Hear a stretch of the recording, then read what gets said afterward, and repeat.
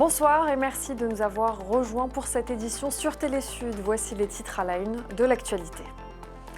L'Organisation mondiale de la santé demande 2,5 milliards de dollars pour faire face aux nombreuses crises que notre monde devrait subir cette année, tout en rappelant que 54 crises sanitaires sont déjà en cours dans le monde.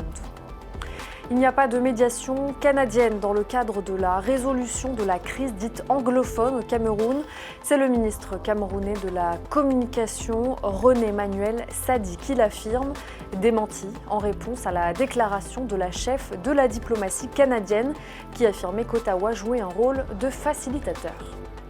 Et en fin d'édition, nous parlerons de cette bonne nouvelle en sport pour les amoureux de la petite reine. La tropicale Amissa Bongo est de retour depuis lundi sur les routes du Gabon après 2 éditions annulées pour cause de Covid-19. Un chiffre pour ouvrir cette édition, 2,5 milliards de dollars. C'est l'enveloppe nécessaire à l'Organisation mondiale de la santé pour répondre aux urgences sanitaires. En 2023, entre les guerres, les catastrophes climatiques et les épidémies, ce ne sont pas moins de 54 crises sanitaires auxquelles l'OMS doit faire face. Ahmed Parisot. L'Éthiopie et les civils bloqués dans des camps de fortune, l'Ukraine plongée dans la guerre ou encore le Pakistan frappé par la sécheresse. À travers le monde, l'Organisation mondiale de la santé a recensé 54 crises sanitaires simultanées. Elles mettent en péril la santé de la population et exigent des mesures exceptionnelles. Nous assistons à une convergence sans précédent de crises qui exige une réponse sans précédent. Le monde ne peut pas détourner le regard et espérer que ces crises se résolvent d'elles-mêmes. Selon l'ONU, le nombre de personnes dans le besoin monte en flèche. Cette année, 339 millions d'individus dans le monde auront besoin d'une aide d'urgence. Une augmentation de près d'un quart par rapport à 2022.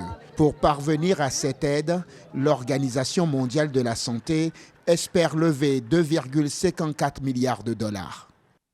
Des fournitures et des compétences médicales spécialisées sont nécessaires immédiatement.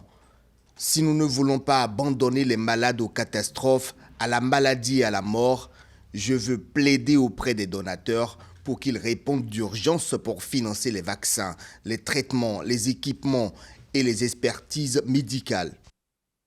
Selon Tedros Adhanom Ghebreyesus, le chef de l'OMS, l'organisation qu'il dirige répond actuellement à 11 crises classées au niveau d'urgence le plus élevé possible, nécessitant une réponse de grande envergure. C'est confirmé, le Burkina Faso a bel et bien demandé le départ des troupes françaises de son territoire. Information révélée hier par le porte-parole du gouvernement. Pour Mahamoudou Sawadogo, expert en sécurité, cette demande n'est rien d'autre que du populisme. Émeric Torquegnon pour les explications. La question que moi-même je me pose, étant acculé de toutes parts, est-ce qu'on est prêt à être autosuffisant sur le plan militaire aussi? Est-ce qu'on est prêt à assumer cette conséquence? Comme cet expert en sécurité, de nombreux spécialistes s'interrogent sur l'avenir de la lutte contre le terrorisme au Burkina Faso après la décision du gouvernement burkinabé de se séparer de la force française Sabre. Pendant plusieurs mois, des manifestants à Ouagadougou et dans d'autres villes du pays ont dénoncé cette présence militaire française qu'ils accusent d'être inefficace face à la recrudescence du terrorisme au Sahel. Des mouvements de protestation qui auraient, selon l'expert, motivé la décision des nouvelles autorités burkinabées. La rue a accéléré le processus et c'est ça vraiment que je trouve dommage parce que normalement un État et un gouvernement devraient quand même prendre le temps. Pour moi, on aurait dû prendre le temps, même si on va dénoncer ces accords, prendre le temps de mieux se préparer et de ne pas être dans l'émotion. Parce que lorsqu'on est dans l'émotion, on fait beaucoup d'erreurs. Si dans les rues au Burkina Faso, on accuse la France d'avoir été inefficace face à la montée du djihadisme dans le pays, l'expert Mahamoudou Sawadogo ne l'entend pas de cette oreille. Pour lui, les forces françaises ont fait au-delà de la normale. Elle a contribué à maintenir le Burkina debout, ça c'est un, mais aussi elle a contribué à dédouaner les politiques et les politiciens. Pourquoi je dis ça? Parce que à cause d'elle, comme elle était disponible et aux besoins et au gré des politiques, ils n'ont pas vu la nécessité d'armer, d'équiper. Et on s'est retrouvé après plusieurs années de lutte sans aucun équipement militaire. Depuis quelques mois, les autorités actuelles du Burkina Faso appellent à une mobilisation nationale pour lutter contre le terrorisme. À cet effet, plus de 50 000 hommes ont été recrutés récemment pour renforcer l'effectif des volontaires pour la défense de la patrie. Au-delà, le gouvernement a demandé à la population des souscriptions volontaires sur le revenu mensuel pour contribuer à l'effort de guerre. L'objectif est clair et la ligne désormais bien tracée, la sécurité des Burkinabés aux Burkinabés. La vision de la transition aujourd'hui, c'est que c'est les Burkinabés eux-mêmes qui vont consentir le sacrifice pour la libération de notre territoire, pour la reconquête de l'intégrité du territoire et surtout pour la refondation. Selon les autorités de la transition, la demande de départ des forces françaises n'est liée à aucun événement en particulier, mais elle tient plutôt de la volonté des Burkinabés d'être les acteurs premiers de la reconquête de leur territoire. Et en Côte d'Ivoire, la demande de retrait des troupes françaises du Burkina Faso est observée avec attention, car selon le pays, il y a des problèmes sécuritaires et une pression sur leurs frontières que partage la Côte d'Ivoire avec le Burkina. C'est probablement l'acte final de la saga des soldats ivoiriens détenus pendant 6 mois au Mali. Accueillis comme des héros en Côte d'Ivoire, ce mardi, les 49 militaires ont été décorés chevaliers de l'Ordre national ivoirien. Lors d'une cérémonie, ils étaient accusés par le Mali d'être des mercenaires. Condamnés à 20 ans de réclusion criminelle, ils ont finalement été graciés par le colonel Assimi Goïta. Abidjan, de son côté, a toujours maintenu depuis le début que ces hommes étaient déployés dans le cadre de la mission des Nations Unies. Cet épisode tumultueux a ébranlé les relations diplomatiques entre les deux pays. Casque bleu ivoirien de la MINUSMA, alors que vous étiez engagé dans le cadre de la solidarité africaine, un épisode malencontreux a voulu entacher votre mission, notre mission. Cependant, vous avez continué de servir avec une qualité égale, empreinte presque de stoïcisme, continuant de payer le prix du sang sur une terre où vos frères d'armes étaient injustement détenus pour des raisons autres qu'une infraction à une disposition quelconque. Il n'y a pas de médiation canadienne dans le cadre de la résolution de la crise dite anglophone. Ceci a été rendu public à travers un communiqué signé par le ministre de la Communication, René Emmanuel Sadi, une réponse à la déclaration de la chef de la diplomatie canadienne, Mélanie Joly, qui affirmait qu'Ottawa jouait un rôle de facilitateur pour une résolution globale de ce conflit. Chimène Baleba, Pierre Parfait-Ndongo et Siringi Joy.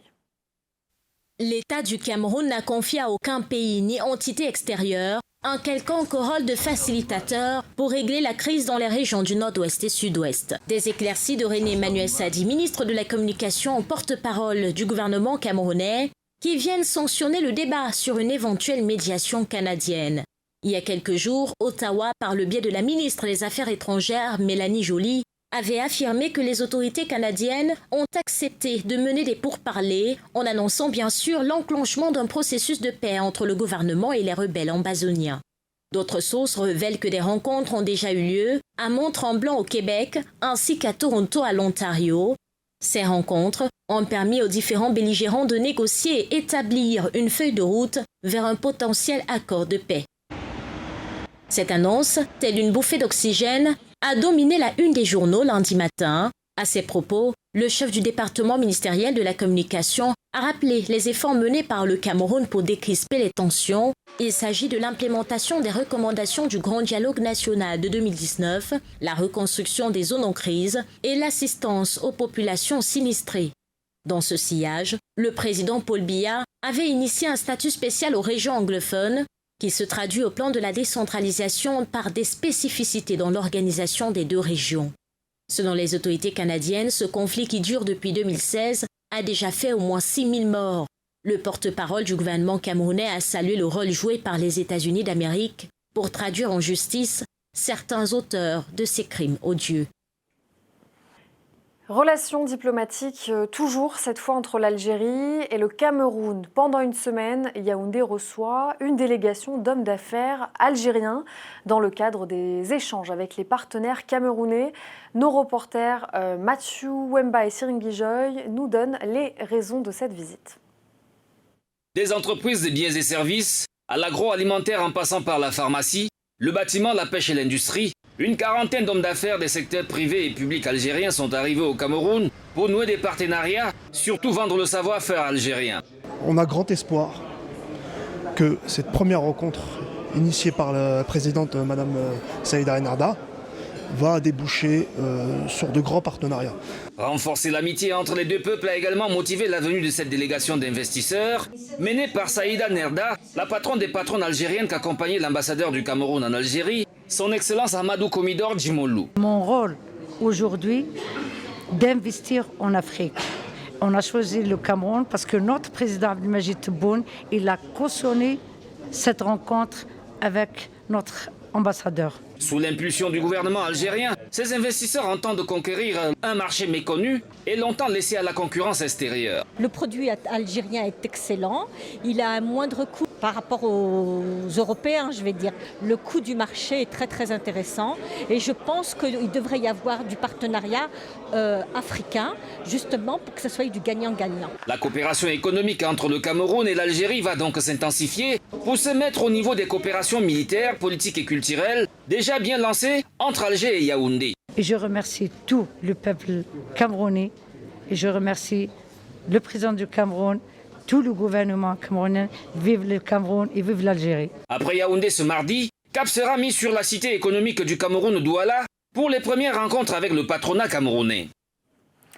C'est une première. Depuis 17 ans, un chef des armées algérien est en visite en France lundi. Le chef d'état-major algérien Saïd Chengria a entamé sa visite diplomatique hautement symbolique à Paris dans le cadre du renforcement de la coopération entre l'armée nationale populaire et les armées françaises. Le général Bourkade avait rencontré son homologue sur le sol algérien, quant à lui, en août dernier, lors du voyage du président français en Algérie. Cette visite intervient quelques mois avant la venue du président Abdelmajid Tebboune en France. Ce sera en mai prochain. En République centrafricaine, la pénurie de carburant pousse des syndicats à rechercher des solutions, malgré l'assurance émise récemment par les responsables du secteur national de pétrole de Guinée équatoriale d'aider la RCA. Le groupement des syndicats des travailleurs a décidé de rencontrer le Premier ministre pour échanger sur la question. Explication de notre correspondant Roland Jean-Paul Chibinda. En l'absence du Premier ministre empêché, c'est le ministre en charge du secrétariat général du gouvernement et des relations avec les institutions, Maxime Balalou, qui a reçu les membres du GST en présence de plusieurs membres du gouvernement. L'occasion a été donnée au GST de faire un bref aperçu des conséquences de la dernière hausse des prix de carburant sur les activités de la population. C'est une démarche de plaidoyer, c'est une démarche de porter au gouvernement la pression sociale que les Centrafricains vivent après la hausse des prix de carburant, que le peuple centrafricain ne dispose pas des moyens pour payer les carburants à ce prix-là. Et nous invitons le gouvernement à faire des efforts pour réduire le prix des carburants à la pompe. Pour le groupement des syndicats des travailleurs de Centrafrique, la population se trouve à présent démunie après les crises sécuritaires dans le pays et ne pourra pas tenir face à cette hausse de prix de carburant. C'est un produit stratégique, donc son prix détermine le prix des autres produits. Donc le gouvernement doit faire des efforts. Nous sommes déjà 6 millions, il faut tenir compte de cette masse qui n'a pas la possibilité de payer les carburants à ce prix. Le représentant du Premier ministre de son côté a rassuré ses interlocuteurs de l'intérêt particulier qu'affiche le gouvernement à ce problème de carburant qui est indépendant de sa volonté. Nos frères et sœurs de la société civile ont porté des doléances pour lesquelles nous avons partagé et nous avons expliqué les raisons pour lesquelles aussi le gouvernement a fait ce réajustement. C'est la vérité des prix, pour permettre de limiter, n'est-ce pas, les charges qui pèsent sur le gouvernement en termes de subventions. Pour le gouvernement, des dispositions sont en train d'être prises afin d'améliorer les conditions de vie de la population malgré cette imposante question de crise de carburant. La société civile a exprimé également ses préoccupations en tenant compte du panier de la ménagère et qu'ils ont souhaité que le gouvernement fasse quelque chose. Nous leur avons expliqué non seulement les préoccupations du gouvernement, nous partageons également les préoccupations de nos populations et nous allons continuer à travailler. Le prix aujourd'hui, comme on l'a dit, à la pompe n'est pas un prix figé. Ça veut dire que tout dépend de l'évolution du cours au niveau international. Ce prix pourrait être baissé aussi en fonction de l'évolution. Tout compte fait. C'est dans une ambiance de compréhension mutuelle que les deux parties se sont quittées dans l'espoir de continuer les échanges, les discussions en vue de circonscrire les grands défis qui s'opposent pour l'instant aux objectifs de relèvement socio-économique de la République centrafricaine. Ce mardi, le nouveau Premier ministre gabonais, Alain-Claude Bilibinze, a prononcé son discours de politique générale devant les députés. Discours au cours duquel il a détaillé sa feuille de route puisque l'année 2023 s'annonce chargée pour le Gabon avec notamment 3 élections qui vont s'y dérouler. Le Premier ministre a aussi souligné les défis majeurs à venir avec comme leitmotiv une meilleure relation entre le gouvernement et les autres acteurs politiques. Nigeria, Nouvelle-Zélande et Pakistan, voici les principales informations du reste de l'actualité internationale avec Souilas Baye. L'armée nigériane a neutralisé des terroristes du groupe Boko Haram dans l'état de Borno au nord-est du pays. Les troupes de la 25e brigade de la force opérationnelle Adinkai ont éliminé plusieurs terroristes du groupe affilié à Al-Qaïda à la suite d'une embuscade manquée sur la route d'Amboa-Maïdougouri. Cette opération a permis de récupérer des véhicules blindés, des motos, des armes et des fournitures médicales. Le chef d'état-major de l'armée nigériane a félicité les troupes pour leur bravoure et leur a demandé de ne pas céder aussi longtemps que les crimes terroristes n'auront pas pris fin dans la région du Nord-Est. En Nouvelle-Zélande, Chris Hipkins a été désigné afin de remplacer Jacinda Ardern au poste de Premier ministre. Élu ce dimanche à la tête du Parti travailliste au pouvoir, l'homme âgé de 44 ans a fustigé la manière dont sa prédécesseur a été traitée par une partie de la société tout au long de son mandat, notamment sur les réseaux sociaux. Le nouveau Premier ministre a déclaré vouloir faire de la relance économique sa principale préoccupation. La Première ministre démissionnaire a expliqué ne plus avoir assez d'énergie pour poursuivre sa tâche à la tête du gouvernement. Au lendemain d'une panne massive qui a affecté une grande partie du pays d'Asie du Sud, l'électricité est revenue dans les villes du Pakistan. La coupure a duré près de 24 heures et le courant n'est revenu que progressivement. À l'origine du dysfonctionnement, une mesure de réduction des coûts prise dans un contexte de crise économique. La coupure aurait engendré plusieurs dizaines de millions d'euros de pertes pour les industries. Alors que le ministre de l'Énergie a reconnu un besoin d'investissement pour améliorer le système de distribution, longtemps négligé, le chef du gouvernement a annoncé l'ouverture d'une enquête afin de déterminer les responsabilités. C'est la 3e fois depuis le mois de juillet que la France rapatrie des femmes de camps de prisonniers djihadistes dans le nord-est de la Syrie. 15 femmes et 32 enfants sont donc arrivés sur le sol français mardi. 7 d'entre elles font l'objet d'un mandat d'arrêt et sont présentées à un magistrat instructeur. À leur arrivée, elles ont directement été placées en garde à vue. Ce rapatriement vient trancher avec la politique du cas par cas entamée par Paris en 2022. La France avait été condamnée par des instances internationales et blâmée par des organismes consultatifs français pour cette politique. Et l'actualité du jour a été marquée en France par cet incident à la gare de l'Est. TGV, TER et Transilien ont été interrompus toute la journée. D'après le ministre des Transports, une 50aine de câbles auraient été incendiés dans la nuit de lundi à mardi, provoquant l'arrêt de la circulation. La SNCF a annoncé porter plainte et le parquet de Meaux a lui ouvert une enquête. Mathieu Nicolas. Confusion ce matin à Gare de l'Est. Les usagers voient leur train supprimé, s'inquiètent et se ruent vers les contrôleurs pour avoir une explication. La circulation est interrompue. Un incendie volontaire serait à l'origine de l'imbroglio. Il y a des traces d'essence, il y a un incendie qui a été fait, il y a 2 points qui ont été ciblés. Et je l'ai dit, il y a presque 50, 48 précisément, câbles qui ont été incendiés. Donc il est très clair aujourd'hui que ça n'est pas un problème technique qui est survenu. Ça a été vérifié par les agents de la SNCF. Vous le savez, on n'a pas pris cette information à la légère, puisque j'étais moi-même en train de m'exprimer ce matin quand le président de la SNCF, M. Farandou, m'a tenu au courant en direct. On ne savait pas au départ si c'était un problème technique, ça peut arriver aussi, ou quelque chose de volontaire. Et manifestement, c'est un acte qui a été commis, qui est un acte commis par des voyous et un acte de vandalisme, soyons très clairs. D'après un bilan de la SNCF, 48 artères de câbles, soit environ 600 câbles électriques, ont été endommagés dans un poste d'aiguillage en Seine-et-Marne. L'incendie se serait déclaré vers 1h du matin dans la nuit de lundi à mardi. Résultat, TGV, TER et même Transilien ont été interrompus. Gauthier, le sourire aux lèvres, ne rechigne pas. Il a déjà trouvé un transport de substitution. Je suis en train d'attendre la validation de mon Blablacar pour faire le trajet parce que c'est loin. C'est à l'extérieur de Paris, c'est dans le 77. Saint-Jean-les-Deux-Fossés, un truc comme ça.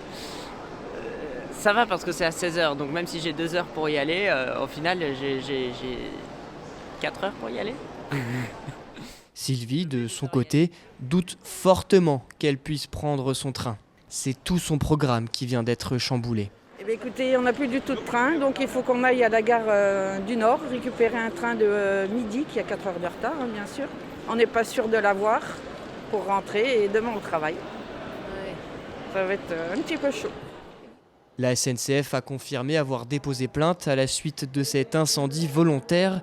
Une enquête a été ouverte pour dégradation volontaire par incendie et mise en danger d'autrui. Pendant ce temps, plus aucun train ne circule dans la grande gare parisienne mardi et les espoirs d'une reprise de trafic mercredi sont minces.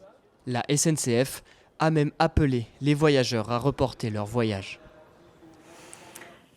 Et la SNCF a annoncé que le trafic sera fortement perturbé mercredi au départ ou à l'arrivée de la gare de l'Est à Paris avec un TGV sur 3. Et sport à présent avec cette bonne nouvelle pour les amoureux de la petite reine. La tropicale Amissa Bongo est de retour sur les routes du Gabon après 2 éditions annulées pour cause de Covid-19. Mathieu Nicolas. C'est sous les acclamations du public qu'il franchit la ligne d'arrivée. 12 ans qu'il attendait ça. Lundi, Geoffrey Soupe, le coureur français, est arrivé en tête de la première étape de la tropicale Amissa Bongo, course emblématique du continent africain. Après 2 ans d'absence due au Covid-19, la tropicale Amissa Bongo a fait son comeback. Première étape et première victoire pour le coureur français qui n'avait rien remporté depuis 2011. À l'époque, c'était aussi sur la tropicale. J'avais pas regagné depuis et je crois que je suis dans la bonne équipe. Total me donne beaucoup de confiance et je crois que ça fait énormément de bien et ça pousse de se sentir dans un collectif et suivi, quoi. Dans les rues, l'ambiance était au rendez-vous. Beaucoup d'habitants de Bitam à Oyem étaient là, notamment les plus petits, pour voir des sportifs professionnels de leurs propres yeux. Une course qui avait manqué aux plus férus de vélo. Je pense que ce qui leur manque, c'est la compétition. Ils n'ont pas cette chance, il y a très peu de compétition en Afrique. Et comme ils ne sont pas les plus performants, on ne les invite pas en Europe. Pour le retour de la tropicale Amissa Bongo, la 2e étape partira mardi d'Oyem pour une arrivée à Midzik. Un total de 108 km pour cette 2e étape où Geoffrey Soupe portera le maillot jaune sur les épaules pour la 2e fois de sa vie. Et c'est finalement Jason Tesson qui a remporté cette 2e étape de la tropicale Amissa Bongo. C'est la première victoire du Français sous les couleurs de Total Energy. Et regardez, avant de nous quitter, ces images satellites d'un immense iceberg d'une taille équivalente à plus de 15 fois la superficie de Paris qui s'est détaché de l'Antarctique. Depuis plusieurs années, des fissures épaisses de 150 mètres se forment et la dernière cassure s'est produite dimanche. Mais pas de panique pour les scientifiques du British Arctic Survey. Cette désintégration fait partie du comportement naturel de la barrière de Brunt et n'est pas directement liée au changement climatique.